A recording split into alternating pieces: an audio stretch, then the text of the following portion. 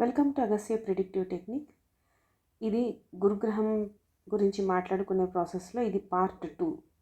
దీనిలో favourable Jupiter, weak Jupiter, అలానే unfavourable Jupiter, వీళ్ళ తనక లక్షణాలు ఎలా ఉంటాయి, జన్మజాతకంలో ఎలాంటి చేంజెస్ని మనం చూస్తాం అన్నది ఇప్పుడు చూద్దాం. అయితే జూపిటర్ ఫేవరబుల్గా పాజిటివ్ స్థానాల్లో ఉండి మిగిలిన ప్లానెట్స్ తోటి పాజిటివ్ ఎనర్జీని షేర్ చేసుకుంటున్నప్పుడు ఆ వ్యక్తి మంచి తెలివైన వాడు అవుతాడు, మంచి దేహదారుఢ్యం ఉండి ఆరోగ్యకరమైన వ్యక్తి అవుతాడు. ఎందుకంటే జూపిటర్ జీవకారక ప్లానెట్. జీవుడి తాలూకా దేహంలోకి జీవుడి ప్రవేశం, ఆ జీవుడి తాలూకా పోషణ, ఇదంతా జూపిటర్ కంట్రోల్లో ఉంటుంది. అలానే ఈ జూపిటర్ స్ట్రాంగ్గా ఉన్న వ్యక్తులకి ఏంటంటే చిన్నప్పటి నుంచి ఒక మెచ్యూర్డ్ లుక్ లేదా ఒక మెచ్యూర్డ్ థాట్స్ ఉంటాయి. జీవితాన్ని ఒక మెచ్యూర్డ్ వేలో వాళ్ళు చూస్తారు, అర్థం చేసుకుంటారు. అలానే ఏ సిచ్యువేషన్ని కానీ పర్సన్స్ని కానీ అలానే అప్రోచ్ అవుతారు. చాలా మెచ్యూరిటీ కనిపిస్తుంది వాళ్ళల్లో చిన్న వయసు నుంచి.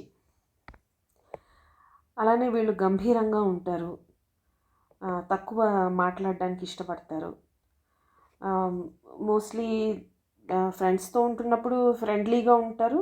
అలానే ఏకాంతంగా ఉన్నప్పుడు వాళ్ళ చదువు మీద, ఎడ్యుకేషన్, ఇంకా జ్ఞానాన్ని పెంపొందించుకోవడానికి పుస్తకాలు చదవడం కానీ, హయ్యర్ ఎడ్యుకేషన్స్లో నిమగ్నం అవ్వడం కానీ, రీసెర్చ్ ఓరియంటెడ్గా ఉంటారు. ఫ్రెండ్స్తో ఉంటున్నప్పుడు ఫ్రెండ్లీగానే ఉంటారు, కుటుంబంతో ఉంటున్నప్పుడు ఫ్యామిలీ మెంబర్గానే ఉంటారు. ఎక్కడ ఏ సిచ్యువేషన్కి తగ్గట్టు ఆ సిచ్యువేషన్లో ఇమిడిపోతారు వీళ్ళు. ఎలా ఇమిడినా కూడా వాళ్ళు గంభీరంగా ఉంటారు, ఇండివిజువల్గా ఉంటారు. వాళ్ళ ఒపీనియన్ని వాళ్ళు న్యాయంగా ధర్మంగా ఆలోచిస్తారు, అలానే మాట్లాడతారు. చాలా ఇండివిజువాలిటీ ఉంటుంది వాళ్ళకి. కొంచెం సూర్యుడి తాలూకా క్వాలిటీస్ మనం వీడియోలో చెప్పుకున్నట్టు ఆ క్వాలిటీస్ అన్నీ మనకి ఇక్కడ కనిపిస్తాయి ఇక్కడ జూపిటర్లో. అలానే వీళ్ళకి బాగా ఫ్రీడమ్ కావాలి. ఫుడ్ అంటే బాగా ఇష్టపడతారు, అంటే టేస్టీ ఫుడ్ అంటే ఇష్టపడతారు. గాలి వెలుతురు బాగా ఉండాలి వీళ్ళకి. వీళ్ళు ఉండే ప్రదేశాల్లో ప్రెషరు, ఎవరైనా పక్క వాళ్ళు ప్రెషర్ చేస్తే వీళ్ళకి నచ్చదు. అలాంటి సిచ్యువేషన్స్లో కానీ, అలాంటి పర్సన్స్తో కానీ, అలాంటి ఫ్యామిలీ మెంబర్స్ కానీ దూరంగా ఉండడానికి ట్రై చేస్తారు. ఒక మెచ్యూర్డ్ లుక్ ఉంటుంది, ఒక మెచ్యూర్డ్ అప్రోచ్ ఉంటుంది. సిచ్యువేషన్ని కానీ, ఒక పర్సన్ని కానీ తొందరగా ఒక వ్యక్తిని తక్కువ చేసి మాట్లాడడం, ఇన్సల్ట్ చేయడం, ఇలాంటివన్నీ కనిపించవు. చాలా పద్ధతిగా మాట్లాడతారు, పెద్ద తరహాగా ఉంటారు. వీళ్ళకి అలాగే చారిటీస్ చేయడం చాలా ఇష్టం. మాట్లాడే ప్రతి మాటలోని అర్థం ఉంటుంది. అలానే చారిటీస్ అన్నవి అది ఫుడ్ చారిటీ చేయడం అవ్వచ్చు, లేదంటే వాళ్ళకున్న జ్ఞానాన్ని, వాళ్ళ తెలివితేటలని, వాళ్ళ హయ్యర్ నాలెడ్జ్ని కానీ, లేదా అంటే వాళ్ళు ఒక ఇండస్ట్రీలో నేను 10 years ఉన్నాను, నేను చూసిన అప్స్ అండ్ డౌన్స్ ఇవి అని వాళ్ళ జ్ఞానాన్ని వాళ్ళు షేర్ చేసుకోవడానికి ఇష్టపడతారు. ఒక వ్యక్తిని గైడ్ చేయడానికి ఇష్టపడతారు. గైడెన్స్ అన్నది ఒక రెస్పాన్సిబుల్ థింగ్ కింద వాళ్ళు తీసుకుంటారనమాట. గైడెన్స్, ఒక వ్యక్తిని గైడ్ చేయడం అన్నది చాలా రెస్పాన్సిబుల్గా ఉంటారు వీళ్ళు. అలానే ఫైనాన్షియల్ సపోర్ట్ కావాలన్నా ఇస్తారు, చారిటీస్ చేయమన్నా చేస్తారు. తర్వాత లా అండ్ ఆర్డర్ని వీళ్ళు ఖచ్చితంగా ఫాలో అవుతారు. అలానే లా అండ్ ఆర్డర్ని ఫాలో అయ్యేవాళ్ళంటే వీళ్ళకి విపరీతమైన రెస్పెక్ట్ ఉంటుంది. ఎథికల్ వేలో డబ్బుని ఎర్న్ చేయడం ఇంపార్టెంట్ వీళ్ళకి. తర్వాత న్యాయబద్ధంగా ఉంటారు. ధర్మం పట్ల, న్యాయం పట్ల విపరీతమైన, సొసైటీ పట్ల విపరీతమైన గౌరవం ఉంటుంది వీళ్ళకి. అలానే రిలీజియస్ పీపుల్గా ఉంటారు. చిన్నప్పటి నుంచి వాళ్ళకి మతపరమైన పద్ధతులు ఏవైతే ఉంటాయో వీళ్ళు చక్కగా ఫాలో అవుతూ ఉంటారు. వాటి మీద మంచి నమ్మకం ఉంటుంది వీళ్ళకి. అలానే వీళ్ళు ఫాలో అవుతూ ఉంటారు కూడా. అలానే హెల్త్ బాగుంటుంది, ఫ్యామిలీలో రెస్పెక్ట్ ఉంటుంది. ఇంత గుడ్ క్వాలిటీస్ ఉన్నప్పుడు ఖచ్చితంగా ఫ్యామిలీలోని రెస్పెక్ట్ ఉంటుంది, సొసైటీలోని రెస్పెక్ట్ ఉంటుంది, ఫ్రెండ్స్ మధ్య కూడా రెస్పెక్ట్ ఉంటుంది. రెస్పెక్ట్ఫుల్ పీపుల్గా వీళ్ళు ఉంటారు. అవతల వ్యక్తికి వీళ్ళు రెస్పెక్ట్ ఇస్తారు. అలానే రెస్పెక్ట్ లేని చోట వీళ్ళు ఉండడానికి ఇష్టపడరు. జనరాసిటీ కనిపిస్తుంది వీళ్ళల్లో. మంచి అదృష్టవంతులు. తర్వాత సక్సెస్ రేట్ వీళ్ళకు ఫెయిల్యూర్స్ అన్నవి అందరికీ ఉంటాయి, కానీ వీళ్ళు ఆప్టమిస్టిక్ నేచర్ ఉండడం వల్ల ఒకటి ఫెయిల్ అయినా కూడా రెండో దాన్ని అటెంప్ట్ చేసి మళ్ళీ దాంట్లో సక్సెస్ పొందడానికి వాళ్ళు ప్రయత్నిస్తారు. అది ఇంపార్టెంట్ పాయింట్. తర్వాత చాలా దయాగుణం ఉంటుంది, జాలి ఉంటుంది. తర్వాత మామూలుగానే వీళ్ళు చాలా రెస్పెక్ట్ఫుల్ పీపుల్ కాబట్టి వచ్చిన స్పౌస్ మ్యారేజ్ అయిన తర్వాత స్పౌస్ కూడా రెస్పెక్ట్ ఇస్తారు. భార్యాభర్తల మధ్య మాట్లాడుకునే విధానం అన్నది ఎలా విజ్డమ్ ఉంటుంది దాంట్లో. వాళ్ళ తాలూకా తెలివితేటలని షేర్ చేసుకోవడం కానీ, విజ్డమ్ని షేర్ చేసుకోవడం కానీ, హయ్యర్ థాట్స్, హయ్యర్ లెర్నింగ్స్ని షేర్ చేసుకోవడం కానీ, ఆ కాన్వర్జేషన్ అలా ఉండడానికి వాళ్ళు ఇష్టపడతారు. సో పార్ట్నర్ని వెతికేటప్పుడు కొంచెం జాగ్రత్తగా చూడాలన్నమాట. ఉన్నతమైన లక్షణాలు, ఉన్నతమైన గుణాలని వాళ్ళు ఇష్టపడతారు. పార్ట్నర్లో కూడా అలాంటి గుణాలు కావాలి అని కోరుకుంటారు. అలానే వాళ్ళ ఆలోచనలు కూడా వైడ్ రేంజ్ ఆఫ్ థాట్స్ ఉంటాయి. ప్రతి సబ్జెక్ట్లోని అంటే మల్టిపుల్ సబ్జెక్ట్స్ మీద వాళ్ళకి అవగాహన, జ్ఞానాన్ని పెంచుకోవడానికి ఇష్టపడతారు. అలానే సొసైటీలో మంచి వెల్దీ పీపుల్, పవర్ఫుల్ పీపుల్ వీళ్ళందరూ కనిపిస్తూ ఉంటారు. మంచి సక్సెస్ రేట్ అంటే అచీవ్మెంట్స్ అండ్ ఫెయిల్యూర్స్ అనేవి అందరికీ ఉంటాయి. వీళ్ళకి ఈ అచీవ్మెంట్ అనేది కొంచెం ఎక్కువగా ఉంటుంది. ఎందుకంటే because of the optimistic nature. ఒకటి ఫెయిల్ అయినా కూడా కృంగిపోయి కింద పడిపోయి ఏడవడం కాకుండా రెండో దాన్ని అటెంప్ట్ చేస్తారు. మూడోది ఫెయిల్ అవుతుంది, నాలుగో దాన్ని అటెంప్ట్ చేస్తారు, ఐదో దాన్ని ఇంకా నాలెడ్జ్ గెయిన్ చేసి మళ్ళీ దాన్ని అటెంప్ట్ చేయడానికి ట్రై చేస్తారు. ఈ నేచర్ ఉంటుంది వీళ్ళలో. పాజిటివ్గా ఉంటారు. పాజిటివ్ రిలేషన్షిప్స్ని సొసైటీలో మెయింటైన్ చేయడానికి ట్రై చేస్తారు, మెయింటైన్ చేస్తారు కూడా. బాగుంటుంది. మ్యారిటల్ బ్లిస్ ఉంటుంది. అలానే జూపిటర్ పుత్రకారకుడు. ప్రోజనీ ఉంటుంది. ప్రాస్పరిటీ ఆఫ్ ప్రోజనీ కూడా కనిపిస్తుంది మనకి. అంటే వాళ్ళ జీవితాల్లో వాళ్ళు ప్రాస్పర్ అవుతారు, వృద్ధి చెందుతారు. అలానే వాళ్ళ పిల్లలు కూడా వృద్ధి చెందుతారు, పెరిగి పెద్దయి వృద్ధిలోకి వస్తారు. ఇది ఫేవరబుల్ కండిషన్స్లో జన్మజాతకంలో గురుగ్రహం ఉన్నప్పుడు వాళ్ళ క్వాలిటీస్ ఇలా ఉంటాయి. ఇదే జూపిటర్ వీక్గా ఉండి తను ఇవ్వాలనుకున్న ఈ పాజిటివ్ లక్షణాలన్నిటినీ ఇవ్వలేని పరిస్థితుల్లో ఉన్నప్పుడు ఎలా ఉంటుంది? వీళ్ళకి ఎక్స్ప్రెషన్స్ అన్నవి సరిగ్గా ఎక్స్ప్రెస్ చేయలేరు. వాళ్ళ ఎమోషన్స్ని కానీ, వాళ్ళ థాట్స్ని కానీ, ఆ థాట్స్లో కన్ఫ్యూజన్ ఎక్కువ కనిపిస్తుంది. బికాజ్ ల్యాక్ ఆఫ్ విజ్డమ్ని వాళ్ళ పుస్తకాలు చదివి జ్ఞానాన్ని సంపాదించుకోవాలని చూసినా కూడా ఆ పుస్తకం సగం చదివేసరికి వాళ్ళ మైండ్ వేరే దాని మీదకి వెళ్ళిపోతూ ఉంటుంది. సో ఎడ్యుకేషన్లో అక్కడ ప్రాబ్లమ్స్ వస్తాయి వాళ్ళకి. హయ్యర్ ఎడ్యుకేషన్లో కూడా ప్రాబ్లమ్స్ కనిపిస్తాయి. తర్వాత ఎలాంటి ఫీల్డ్ని చూస్ చేసుకోవాలి. ఈ ఎడ్యుకేషన్లో జూపిటర్ అంటేనే ఎడ్యుకేషన్ అండ్ ఎక్స్పాన్షన్. వీళ్ళకి ఏ రంగంలోకి వెళ్తే వాళ్ళు వృద్ధి చెందుతారు, దేని మీద సరైన జ్ఞానాన్ని సంపాదించుకోలేని పరిస్థితుల్లో ఉన్నప్పుడు ఏ రంగంకి వెళ్ళాలి అని వాళ్ళు చూస్ చేసుకోలేరు. ఒకవేళ చూస్ చేసుకున్నా కూడా వాళ్ళకి అక్కడ వృద్ధి చెందడానికి సోర్స్ ఉండదు. ఎందుకంటే వీళ్ళకి ఆ ఎడ్యుకేషన్లో వచ్చే ప్రాబ్లమ్స్ వల్ల కొన్నిసార్లు ఎడ్యుకేషన్ మధ్యలో ఆగిపోయి లేకపోతే డిస్కంటిన్యూ అవడం, కొన్నాళ్ళ తర్వాత మళ్ళీ కంటిన్యూ చేయడం. తర్వాత ఫ్యామిలీలో ఫైనాన్షియల్ ప్రాబ్లమ్స్, ఫైనాన్షియల్ డెసిషన్స్ సరిగ్గా తీసుకోలేని పరిస్థితుల్లో ఫైనాన్షియల్ ప్రాబ్లమ్స్లో పడిపోవడం, ఇన్వెస్ట్మెంట్స్ ఎలా చేయాలి అన్నది సరిగ్గా తెలియకపోవడం, ఎదుటి వ్యక్తి వల్ల మోసపోవడం, ఫైనాన్షియల్గా మోసపోవడం. అలానే ఒక వ్యక్తిని వీడు మోసం చేసేవాడా, వీడు మంచివాడా అని జడ్జి చేయలేక మోసపోవడం. ఎవరైనా మ్యానిపులేట్ చేస్తే ఈజీగా మ్యానిపులేట్ అయిపోతారనమాట. ఎవరు ఏం చెప్పినది నమ్మేస్తూ ఉంటారు.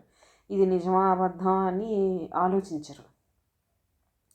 అలానే ఫ్యామిలీలో కూడా ప్రాబ్లమ్స్ వస్తాయి, మ్యారేజ్లో కూడా ప్రాబ్లమ్స్ వస్తాయి, సంతానం విషయంలో కూడా ప్రాబ్లమ్స్ వస్తాయి.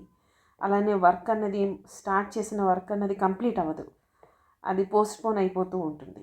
మధ్య మధ్యలో అడ్డంకులు వస్తూ ఉంటాయి. ఎక్స్పాన్షన్ అన్నది జరగదు. తర్వాత రెస్పెక్ట్ కూడా ఫ్యామిలీలోని రెస్పెక్ట్ ఉండదు, సొసైటీలో కూడా కొంచెం రెస్పెక్ట్ తగ్గుతుంది. సో ఇవి జూపిటర్ వీక్గా ఉండడం వల్ల వచ్చే ప్రాబ్లమ్స్. డిసీజ్ గురించి మనం తర్వాత మాట్లాడుకుందాం, ఇదే వీడియోలో మాట్లాడతాను.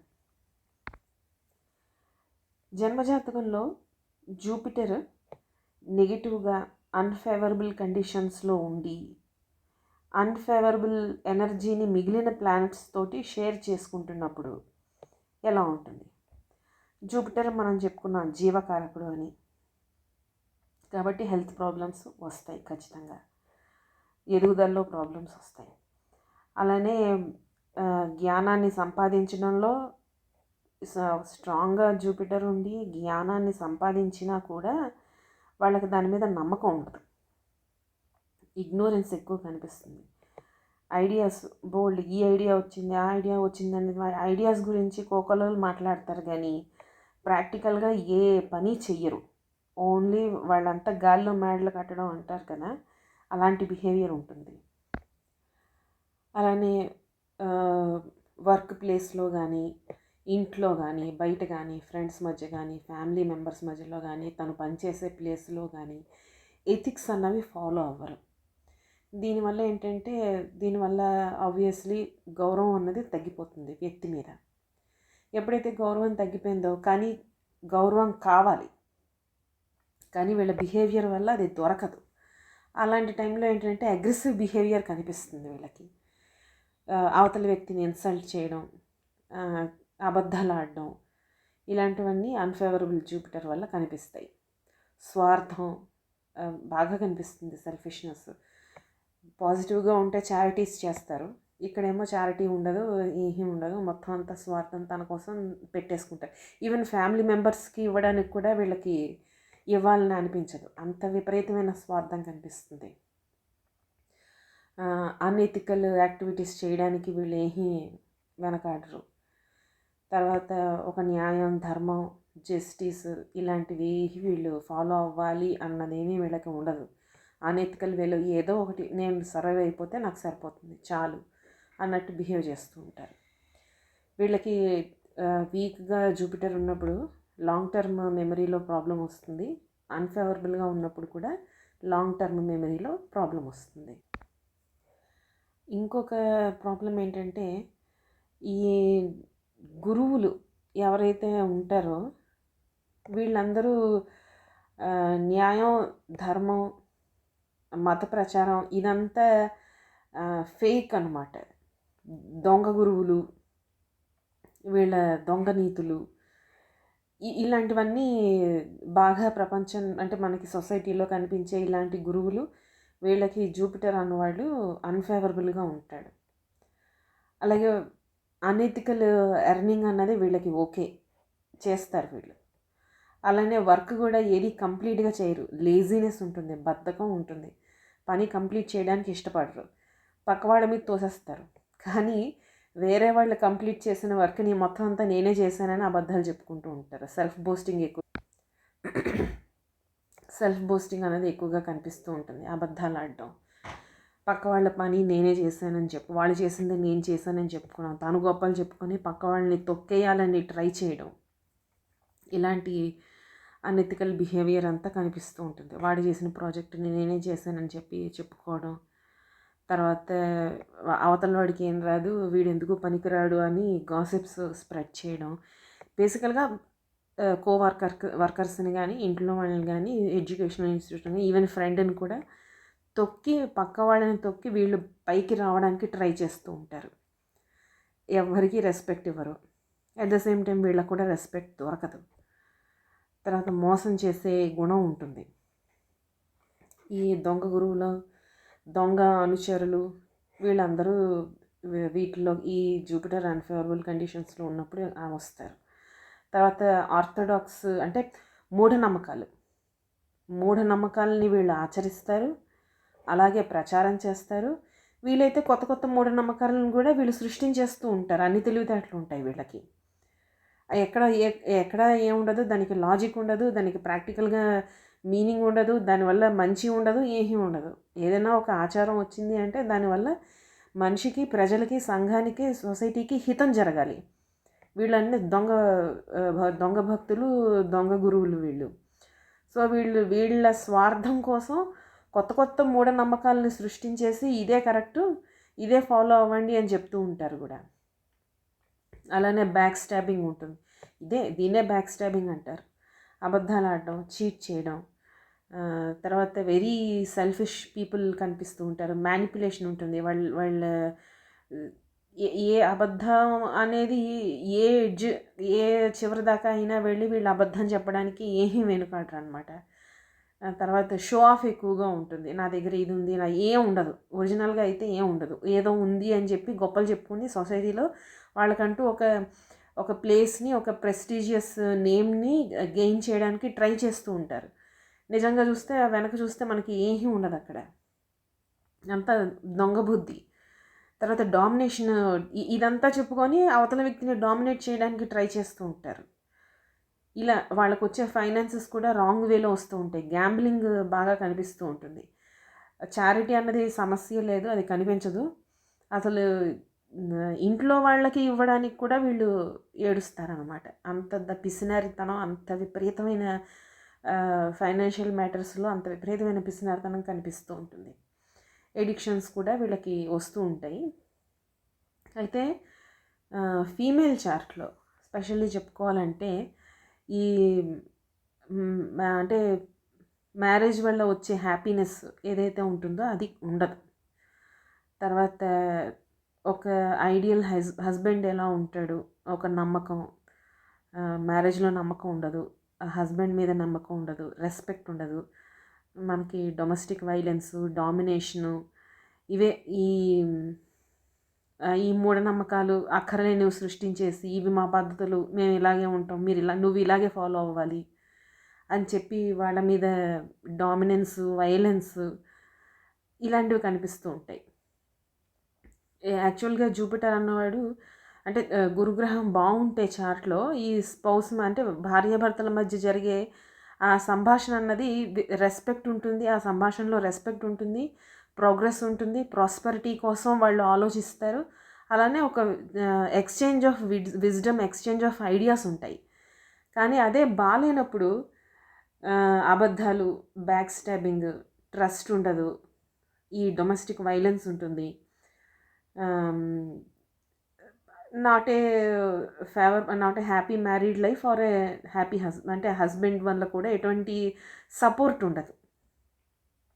ఇలా ఉంటుంది. తర్వాత గురుగ్రహం వల్ల వచ్చే డిసీజెస్. సో మనం ముందరే చెప్పుకున్నాం, గురుగ్రహం జీవకారకుడు. సో ఈ జీవకారకుడే పిట్యూటరీ గ్లాండ్కి అధిపతి. సో దీంట్లో ప్రాబ్లం వస్తే ఎలా ఉంటుందంటే డెవలప్మెంట్ ప్రాబ్లమ్స్ వస్తూ ఉంటాయి. పిల్లలు చిన్నప్పుడు వాళ్ళ మైండ్ కానీ బాడీ కానీ ఎదుగుదలలో డౌన్ సిండ్రోమ్ అంటూ ఉంటారు.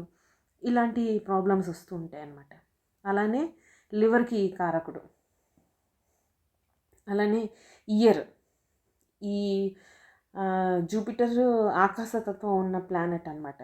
దానివల్ల ఏంటంటే మనకి శబ్ద తరంగాలు అన్నవి ఈ స్పేస్లోనే అవి సంచరిస్తూ ఉంటాయి కదా. సో దానివల్ల అక్కడ ఎప్పుడైతే జూపిటర్ సరిగ్గా ఉండదో ఇయర్కి చెవుడు రావడం, చెవికి సంబంధించిన ప్రాబ్లమ్స్ రావడం. అలానే ఆస్తమా జూపిటర్ వల్ల వచ్చే డిసీజ్. తర్వాత లివర్ ప్రాబ్లమ్స్. లివర్కి కారకుడు జూపిటర్. లివర్లో ఫ్యాట్ స్టోరేజ్ కానీ, ఫ్యాటీ లివర్స్ కానీ, తర్వాత లివర్ సిరోసిస్ అని, లివర్ క్యాన్సర్ అని, క్యాన్సర్కి మళ్ళీ అక్కడ ఇన్ఫెక్షియస్ ప్లానెట్ రాహు ఉంటాడు. తర్వాత గాల్ బ్లాడర్కి కారణం, gall bladder problems, gall bladder removal కానీ, తర్వాత ఎక్స్పాన్షన్కి కారకుడు కదా జూపిటరు. దానివల్ల ఏంటంటే ఏదైనా ఫ్యాట్, అక్కర్లేని ఫ్యాట్ మనకి మామూలుగా లివర్ డిపాజిట్ చేసుకుంటుంది.